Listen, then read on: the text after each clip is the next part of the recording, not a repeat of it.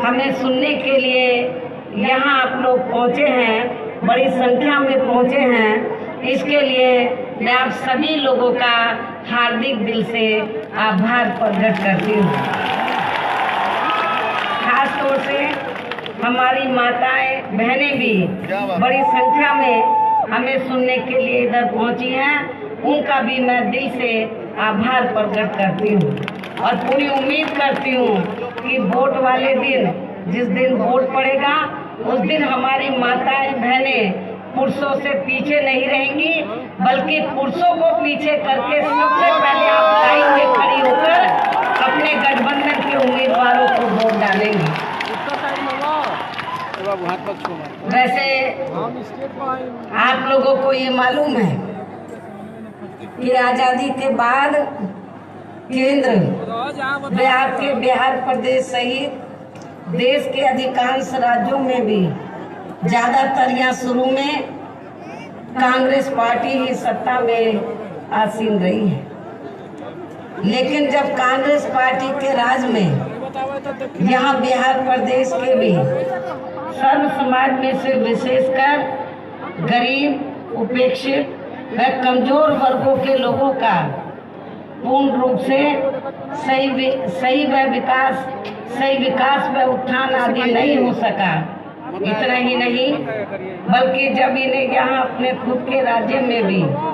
अपने खुद के बिहार प्रदेश में भी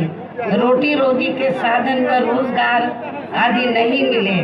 तो तब उस समय अन्य राज्यों की तरह यहाँ अपने बिहार प्रदेश से भी बड़ी संख्या में ये लोग अपनी रोटी रोजी के लिए देश के अन्य बड़े बड़े शहरों व महानगरों में जाकर बस गए, जिनकी इस बार कोरोना महामारी के दौरान हमें वहाँ काफी ज्यादा दुर्दशा देखने के लिए मिली है। जहाँ जहाँ भी लोग गए थे रोटी रोजी के लिए, तो इस बार कोरोना महामारी के चलते हमें वहाँ उनकी काफी दुर्दशा देखने के लिए मिली है, जिनके बिहार में वापस आने पर, आपके बिहार से भी लोग बड़े पैमाने पर रोटी रोजी के लिए देश के जो दूसरे राज्य हैं उनके बड़े बड़े महानगरों में रोटी रोजी के लिए गए, बिहार से भी। और बिहार से क्यों गए? क्योंकि यदि यहाँ पर बिहार में यहाँ की जो भी सरकारें रही उनको रोटी रोजी के साधन उपलब्ध करा देती, तो मेरे ख्याल उनको यहाँ से रोटी रोजी के लिए दूसरे शहरों महानगरों में जाकर नहीं बसना पड़ता। लेकिन इस बार कोरोना महामारी के दौरान हमें जो लोग भी, चाहे बिहार से, उत्तर प्रदेश से या देश के अन्य और राज्यों से जो लोग भी रोटी रोजी के लिए जाकर वहाँ पर बस गए बड़े बड़े कस्बों में, महानगरों में, तो इस बार कोरोना महामारी के चलते हमें वहाँ उनकी काफी दुर्दशा देखने के लिए मिली। आपके बिहार प्रदेश के लोगों की भी काफी दुर्दशा हमें देखने के लिए मिली, जिनके बिहार में वापस आने पर फिर श्री नीतीश की सरकार ने भी उनका कोई खास ध्यान नहीं रखा। ये आप लोगों को अच्छी प्रकार से मालूम है। इसके साथ ही आप लोगों को ये भी मालूम है कि यहाँ शुरू में कांग्रेस पार्टी से रहे लंबे शासनकाल में उनकी गलत नीतियों व गलत कार्य प्रणाली की वजह से जब ये पार्टी सत्ता से बाहर हो गई, तो तब फिर यहाँ कुछ स्थानीय पार्टियां सत्ता में आ गई और पिछले कुछ वर्षों से तो यहाँ लगातार गठबंधन की ही सरकारें चल रही हैं। कहने का तात्पर्य ये है कि यहाँ बिहार प्रदेश में अभी तक जिन भी पार्टियों की सरकारें रही हैं, तो उनमें से किसी भी पार्टी व गठबंधन की सरकार में या सर्व समाज में से विशेषकर दलितों, यहाँ पर दलित की कैटेगरी बना दी है, दलित है, महादलित है, आदिवासियों, पिछड़े वर्गों, मुस्लिम व अन्य धार्मिक अल्पसंख्यकों का तथा गरीबों, मजदूरों, किसानों, छोटे व्यापारियों एवं अन्य मेहनत कश लोगों का भी कोई खास विकास व उत्थान आदि नहीं हो सका है। साथ ही आपके बिहार प्रदेश में भी अभी तक यहाँ दलितों, महादलितों, आदिवासियों व अन्य पिछड़े वर्गों को आरक्षण का पूरा लाभ नहीं मिल पा रहा है और उनका आरक्षण का कोटा अभी भी अधूरा पड़ा है। और इतना ही नहीं, अब तो आपके आरक्षण को परम पूज्य बाबा साहब डॉक्टर अम्बेडकर के अथक प्रयासों से दलितों को, आदिवासियों को, अन्य पिछड़े वर्गों के लोगों को जो आरक्षण का लाभ मिला है, तो उसको भी अब धीरे धीरे एक सोची समझी रणनीति और षड्यंत्र के तहत जो जातिवादी मानसिकता के लोग हैं, तो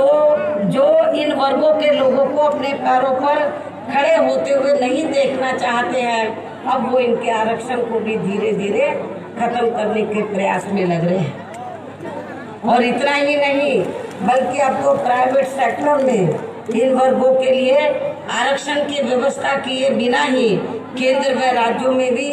ज़्यादातर सरकारी कार्य प्राइवेट सेक्टर के जरिए ही देश के अधिकांश बड़े बड़े पूंजीपतियों व धन्ना सेठों को ही दिए जा रहे हैं, जिसके कारण ही अब पूरे देश में इन वर्गों के लोगों को बहुत कम ही आरक्षण का लाभ मिल पा रहा है। इसके साथ ही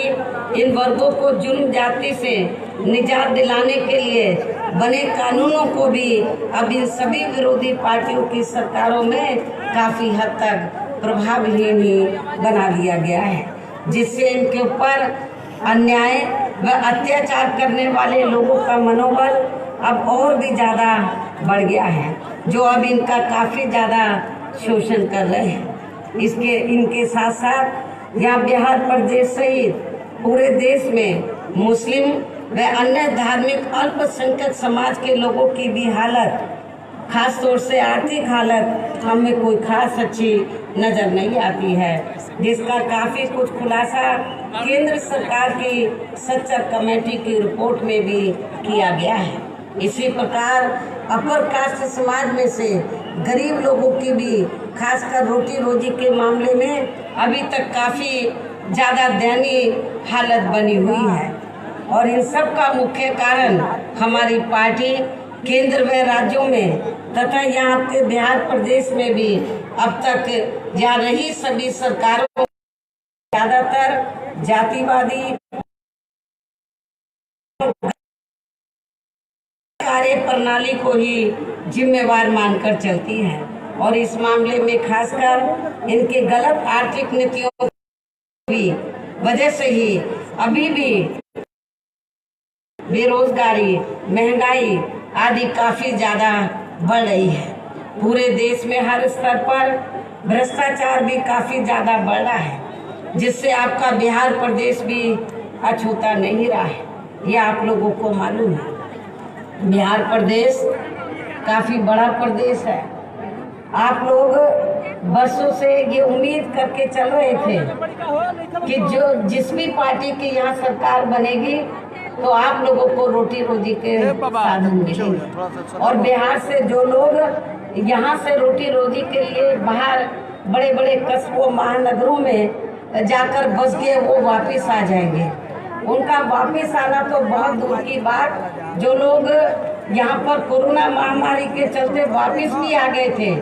तो ये लोग सोच के चल रहे थे कि श्री नीतीश की सरकार उनका प्रबंध करेगी, उनको रोटी रोजी के साधन देगी, लेकिन उनको नहीं दिए, जिसकी वजह से जो लोग पलायन करके इधर आ गए थे फिर से वो रोटी रोजी के लिए वापस चले गए। ये कितने दुख की बात है। और सरकार अब कहती है, चाहे तो श्री लालू प्रसाद यादव की सरकार हो, चाहे श्री नीतीश की सरकार रही हो, इनको काफी लंबा समय सरकार चलाने का इनको मौका मिला है, लेकिन इन्होंने आप लोगों को यहाँ पर जो स्थानीय लोग हैं उनको रोटी रोजी के साधन नहीं दिए, उनको नौकरी नहीं दी। लेकिन जब अब चुनाव चल रहा है तो आप लोगों के वोट के खातिर कोई बोलता हम 10 लाख इनको नौकरी देंगे, कोई बोलता 19 लाख। इनको किसने मना किया था? आप लोग तो लंबे ऐसे तक यहाँ सत्ता में रहे हैं, तो इनको नौकरी क्यों नहीं दी? यदि इनको नौकरी दी होती तो इनको रोटी रोजी के लिए बाहर नहीं जाना पड़ता। और कोरोना महामारी के चलते हमें इनकी काफ़ी दुर्दशा पूरे देश में देखने के लिए नहीं मिलती। इसलिए इन सब खास बातों को ध्यान में रखकर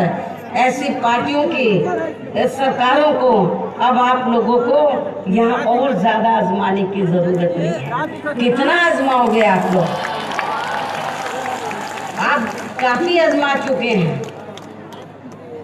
आप लोग काफ़ी महागठबंधन को भी और वो जो दूसरा गठबंधन है जिनकी सरकार है,